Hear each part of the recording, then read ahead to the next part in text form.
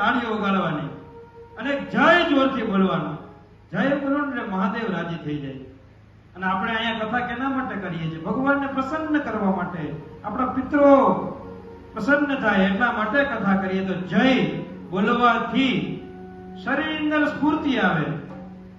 જય બોલવાથી આપણા શરીરને આંતરિક કસરત થાય. તાળી વગાડવાથી બાહ્ય કસરત થાય. જય બોલવાથી જો કદાચ કોઈ શ્રોતા, કદાચ કોઈને ઊંઘ આવતી હોય તો જય જોરથી બોલો તો બાજુવાળો જાગી જાય. ને વિદ્વાન વક્તાઓ એમ કહે છે કે જ્યારે આપણે કથા સાંભળવા માટે બેસીએ ત્યારે બાજુવાળાનું ધ્યાન રાખવાનું.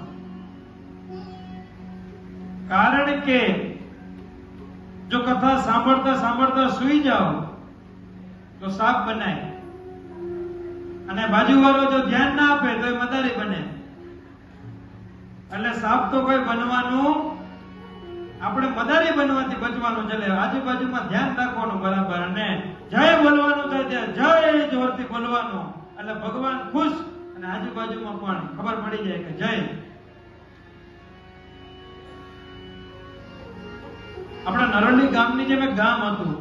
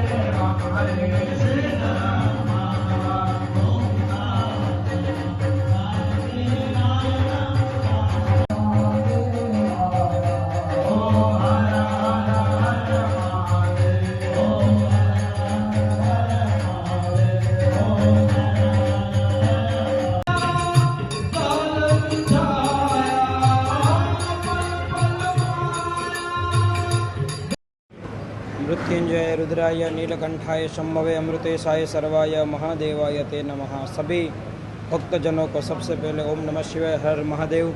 आज नरोली के पवित्र इस प्रांगण में श्री शिव महापुराण का 7 दिवसीय कथा का आयोजन हुआ है। सभी भाविक भक्तों के साथ हमने मिलकर आज भव्यादि भव्य कलश यात्रा और पोथी यात्रा निकाली है। यह शिव कथा चौहान परिवार द्वारा आयोजित है, जिसका एक विशेष मकसद है कि उनके सभी पितरों का कल्याण हो और हमारे जो युवा पीढ़ी है, जो हमारा युवा धन है, वो शिव के कथाओं के बारे में, शिव के करुणा के बारे में जाने और हमारा जो भी जितने भी हमारे श्रोतागण हैं उन सबका कल्याण हो। यहाँ पर आज हमारा प्रथम दिवस था, आज महात्म्य की कथा है। चौथे दिवस यानी कि चतुर्थ दिन भगवान शिव और शक्ति का विवाह होगा और 30 तारीख को कथा की पूर्णा होती है। मैं सभी को हार्दिक आमंत्रण देना चाहता हूँ, सभी को हार्दिक आमंत्रण पाठवता हूँ कि आप सभी अवश्य पधारे और इस कथा के प्रसंग को सिद्ध करें और हम सब मिलकर बहुत अच्छी कथा करें और ऐसे ही धर्म का कार्य हमारे इस प्रांगण में होते रहे। अस्तु। ओम नमः शिवाय। हमारे यह भव्य कलश यात्रा गंगेश्वर महादेव से प्रारंभ होकर हमारा मोक्ष मार्गीय भवन तक यहाँ यानी कि कथा स्थल तक यह पोथी यात्रा कलश यात्रा यहाँ तक आई है, जो कि गंगेश्वर महादेव से प्रारंभ हुई थी। આ શિવકથા ઓમ નમઃ શિવાય આ શિવકથાનો પ્રારંભ આજથી થયો છે. અહીંયા નરોલી શિવ મંદિરથી લઈને આ હોલ સુધીની પોથી યાત્રા કરી અને એ પ્રોગ્રામ આવતી 30 તારીખ સુધીનો 7 દિવસનો પ્રોગ્રામ છે. દરેક ભાવિક ભક્તોને અમારા તરફથી ચૌહાણ પરિવાર તરફથી આમંત્રણ છે. દરેક ભાવિક ભક્તો પ્રાર્થનાનો લાભ લે એવી અમારી શુભેચ્છા. કથા લખવાનો ઉદ્દેશ શું છે? બધા પિતૃ જે દરેક ચૌહાણ પરિવારના અને દરેક લોકોના પિતૃઓના કલ્યાણ અર્થે આ સદગતિ માટે આ પ્રોગ્રામની આયોજન કરવામાં આવ્યું છે. તો દરેક ભાવિક ભક્તોને અમારા તરફથી શુભ આમંત્રણ છે.